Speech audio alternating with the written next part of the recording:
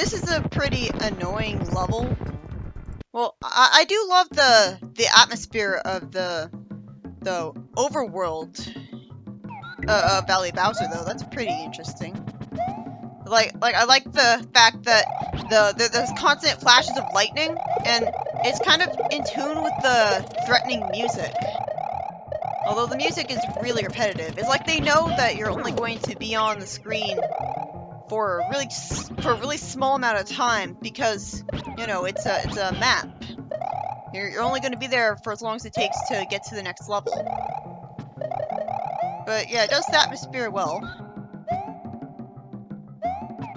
I mean, it seems it's pretty pointless to have him be trapped in a cage of pink blocks at the start, like that Monty Mole, because, I mean, it's not that difficult. What's interesting about these things is that you can ride on top of them like they're automatically moving Yoshis. And that you can get yourself hurt completely by accident if you run at him at full speed and stick your tongue out. The same can be said for Wigglers, actually. Like, if you're running at full speed and try to eat a Wiggler, you'll get hurt because sprites are still active on his tongue. Like, I wasn't even trying to show that glitch with the Monty Mole off. It just happened. So, that was probably how Elliot died to a Wiggler on Yoshi, actually. It's annoying that you have to get off Yoshi to pick up these blocks, because you need to do that to progress. And of course, it would be totally unrealistic if you could crouch slide under these things while riding Yoshi. So I guess it makes sense that you can't do it. What's annoying about this level is that it's a maze. So if you want to fully explore it, which you need to do if you want to get all the dragon coins, then it's constantly a matter of backtracking and like exploring every single path you can find.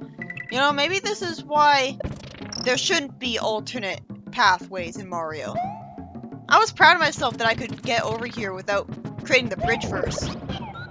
And it's also impressive that you can attack and destroy that thing on such a low ceiling. You would think it would be impossible to kill it with the spin attack, cape attack, with such a low ceiling where you don't have any room to jump, but apparently it's fine. But yeah, Sonic is known for having tons of alternate pathways in his level design, but, well, it sounds like an interesting idea for Mario, but not if you're trying to get all the collectibles in a level. Then it would immediately turn into Sonic Advance 2 or 3. I'm so glad that I finally found all the Chao in Sonic Advance 3. Of course, I cheated by using a video guide on the internet and following every step of the way, but that was really tedious all by itself. I don't have an action replay for my GBA anymore, so I can't cheat that way. But yeah, it's hard to follow that video guide though, because, you know, like, I don't know, it's harder to follow than you think, and you gotta pause the video every, like, 5 seconds. But yeah, I'd like to apologize for constantly calling the Dragon Coins Star Coins. I don't know why I thought they were called that. Other than the fact that it's been years since I played this game. And I think you need to read the manual, or hear someone talking about the game in depth, to know that they're even called that in the first place. But I don't know why I called them Star Coins on instinct, because they don't have stars on them. Oh, that's so interesting that he starts jumping, and he gets killed by his own Omni Shell. Yeah, I don't know how you're supposed to know other than maybe the manual that they're called Omni Shells. This is a really obnoxious level. Like, it's so boring having to wait for these yellow floors to finish rising. I hate that the swoopers attack you out of nowhere before you can react to them if you keep going to the right. Because they just cheap shot you when they come out of nowhere from above the screen. Why are they... The camera doesn't scroll up when you go up. So how can they be resting on... I guess they're resting on an invisible ceiling that you can't see because you can't scroll up the screen. But if you could see further up, but just jumping, then it would make it less cheap that they suddenly come out at you. So you gotta take it slow on this level, especially here, where you constantly have to wait for this thing to sink enough and to get all the way to the ceiling. It is an interesting challenge, but I wish that it moved faster, so I didn't have to do as much waiting. And of course, that the level design was changed to compensate for it moving faster. Like, have you have to travel a shorter distance from how you normally do. I think it would be, of course it would be easier to avoid getting crushed if you were small Mario. You don't want to get crushed in those corners by being too close to them. And I always feel like it's possible to get crushed in the corners, but fortunately a part of Mario's head, I think the top half of Mario's head, doesn't actually have a hitbox, so he can walk past the very bottom of the wall without being crushed by trying to walk past it too early. So it's not like you have to be super precise about when you start moving ahead, or else you'll be crushed. There's something called a control coin glitch. If Yoshi eats the leading coin of a coin snake before it collides with something, the coin snake music won't stop playing at its normal time. Of course, entering the warp pipe or beating the level cancels that. It looks like it should be so easy to crash the game by getting that cape off screen because you spawn it so close to the ceiling, but I highly doubt they would leave in such an obvious way to soft lock the game. So I'm pretty sure that soft lock maybe only happens in an auto-scrolling level. I'm sure they would have caught that crash glitch because it would be so easy to trigger. You can eat a berry after death and soft lock the game. In Force of Illusion 1, ride Yoshi on Small Mario and on the wooden platforms. Put Yoshi before a berry and jump so you hit the Wiggler and mount Yoshi. If you do it right, you'll die and then eat the berry. I always found it interesting that you can't progress back from here. That layer 2 just stops on the ceiling. Because enemies respawn really easily in this game like it's an NES game, and yet the game remembers that layer 2 reached the ceiling and it never goes down. I don't know why it turns your Yoshi into a blue Yoshi.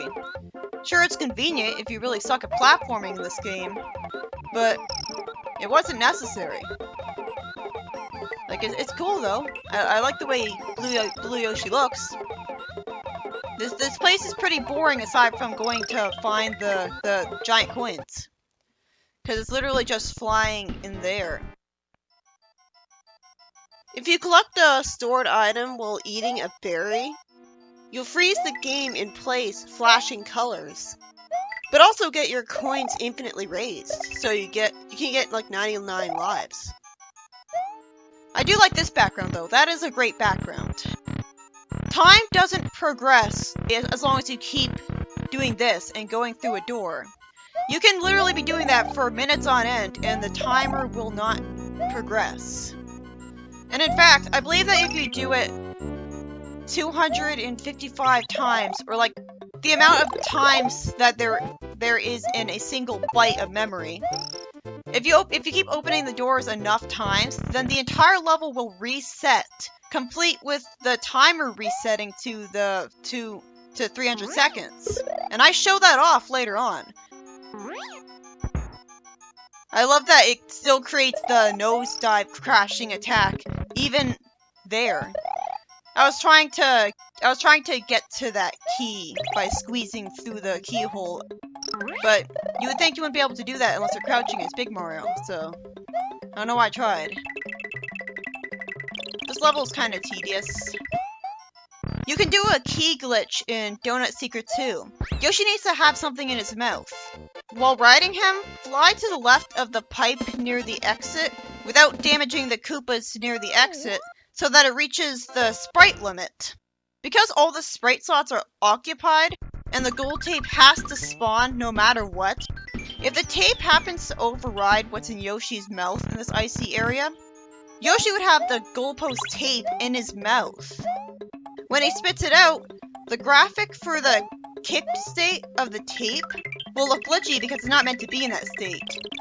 Because, of course, when you spit something out of Yoshi's mouth, the game assumes that it's going to be a shell. So... I really hate this part. Like, it's so easy to screw up making that coin path. Because you're controlling Mario at the same time that you're controlling the coin path. Apparently that block is called a control coin. Whatever. But yeah, I was impressed by myself that I was actually able to get to that key without actually using the coin snake at all. Too bad I didn't hit record early enough.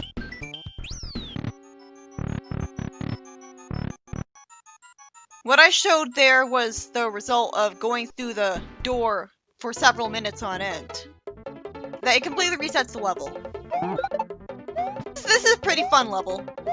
It's really good design that they tell you exactly the amount of seconds that you have before the platform drops. Especially since it drops so quickly and suddenly. And I love that you stay standing on the platform when it starts to drop. Perfectly fine. It's not like you instantly fall when it falls beneath your feet. Like, you keep going forwards with it. At least I think. So it's not a certain death trap. But yeah, I like this level quite a bit.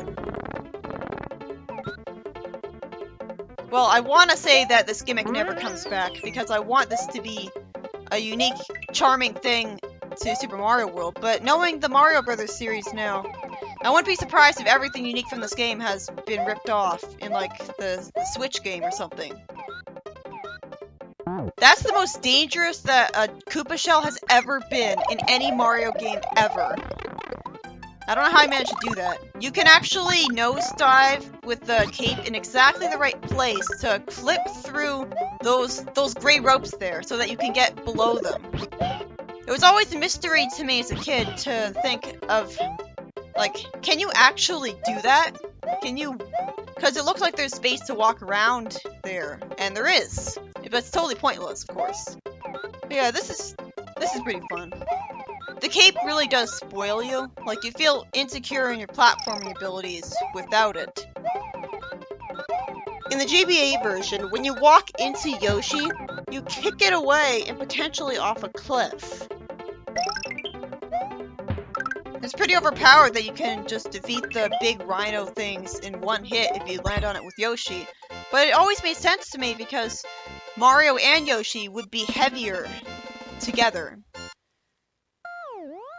The yellow Yoshi has the effect of creating a shockwave whenever it lands on something, no matter what shell it has in its mouth. While normal Yoshis, non-yellow Yoshis have to have the yellow shell in its mouth to create that shockwave effect. But you have to be right next to an enemy for the shockwave to kill them. So it pales in comparison to the Tri-Fire. What was the ice secret area doing in the lava-filled Valley of Bowser? You know, if you fail a bonus stage in the GBA version, Mario's hat lowers. It took forever for me to get that glitch to work. Well, not forever, but not compared to other glitches. But I'm glad I was able to show this off. Because Mario's off screen, I guess they don't load correctly something, and so you can clip through it and fall to your death. If hopefully you're noticing this, but when you have Yoshi, the music actually adds percussion to it. Like, you always hear drumming whenever you're riding Yoshi. I think the new Mario games don't have the soundtrack with Yoshi's drumming in mind, so it doesn't sound as good. The timer scrolls slowly when you're constantly doing this with the camera, to the point where you can actually extend the time limit effectively for several minutes just by doing that over and over again. Like, I guess they forgot to program the game to react properly to the fact that you're scrolling the camera. Even Yoshi sticking out his tongue gets delayed when you're scrolling the camera ahead. I like those platforms that sink into the lava. Like, they're a decent challenge. And I like that. Like, I kind of like that. That paratrooper there.